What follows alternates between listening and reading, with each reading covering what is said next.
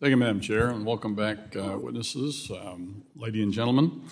I'd like to focus on a larger issue today that affects every U.S. consumer and consumers all over the world, which is heavy investment in volatile and unfriendly countries such as Russia and China. Ms. Fraser, Mr. Diamond, and Mr. Moynihan, each of your banks had significant investments in Russia, which you drew down after Putin's invasion of Ukraine. While American sanctions were an impetus for those actions, it should be said you did the right thing by shrinking your assets there. We learned two important lessons during the period. Number one, there's a large risk in investing in volatile nations with dictatorial governments. And number two, your investments play a significant role in supporting those nations' economies. In recent months, China has continually threatened our ally Taiwan with military exercises and violent rhetoric. Should the CCP follow through on its threat to invade Taiwan, are your banks prepared to pull your investments out of China? Mr. Moynihan, you want to start first? Sure. I think we'll follow the government's guidance, which has been for decades to do, to work with China. And if they change that position, we'll immediately change it, as we did in Russia. Ms. Fraser? Yes, we would do likewise. We would follow the government guidance on that. We very much hope it doesn't happen. Mr. Diamond? Yeah, we would absolutely salute and follow whatever the American government said, which is what you want us to do. I appreciate your willingness to follow U.S. law, and your banks have made statements of business decisions that go well beyond you. But you've made decisions that go well beyond U.S. law and into the realm of moral judgments. For example, in 2018, Citi and Bank of America announced lending restrictions to certain gun manufacturers and retailers. In 2019, J.P. Morgan publicly announced it will not fund private prisons. None of these decisions were made because of a law passed by Congress. Mr. Diamond, would an invasion of an American ally be enough for J.P. Morgan to make the moral determination to stop doing business with the Chinese? Missed the question? I say, if an invasion of an American ally would be enough for J.P. Morgan to make the moral determination to stop doing business with the Chinese Communist Party? We'll have to decide when that happens.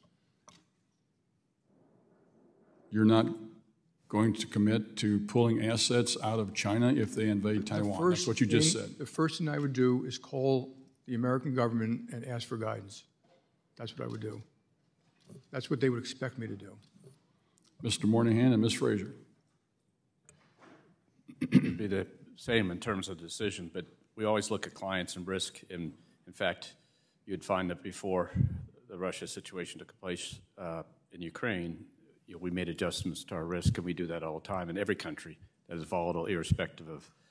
Ms. Fraser? Clearly, it would be driven by the government. And in the occasion you're talking about, that would be driven by the government rules and regulations and laws and Congress's desire. Ms. Fraser?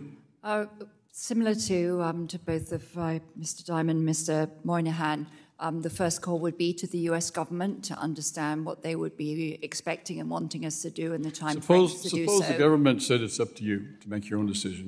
It's a business decision on your part. What would you say? It's highly likely that we would have a materially reduced presence, if any at all, in the country. So if the business decision were left up to you, you would pull out probably, or reduce some assets. It's a hypothetical question, but it is highly likely that we would have a reduced presence. Okay. Each of your banks have published statements pledging your commitment to supporting and protecting human rights around the globe. According to the State Department's 2021 report, genocide and crimes against humanity occurred in China last year. Those crimes include arbitrary and unlawful killings by the government, arbitrary imprisonment, forced sterilization, rape, and torture of a large number of those arbitrarily detained. Mr. Moynihan, do you condemn the Chinese Communist Party for those horrible acts that they regularly carry out? We look at any client we do business with to their operations in any matter, and we make that decision. So the governmental condemnation isn't the important thing of who we do business with China. It's actually the company that we underwrite. It's client selection, as we call it, sir. Would you explain that again? I missed that. I'm sorry.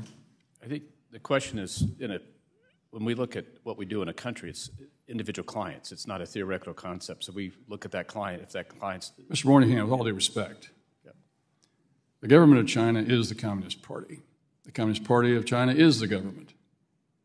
If you're doing business in that country, you're doing it willingly with respect to them allowing you to be there. And you're doing it under their laws, which the last time you were here, one of you three actually made that comment.